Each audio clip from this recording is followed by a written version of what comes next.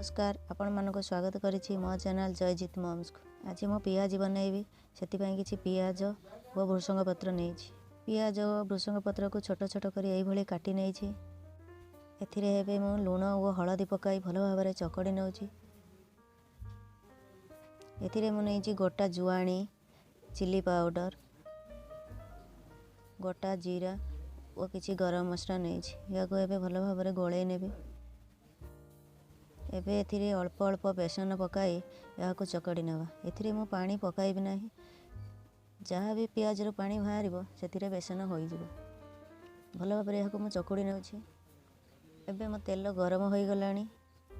एथिरे एई भाव में गोल करी बनै नेबा। तापर ताको पियाज रो शेप दे छाणी नेबा। कढ़ाई रे जतिकी धरिबो सेतिकी पकाई नेबा।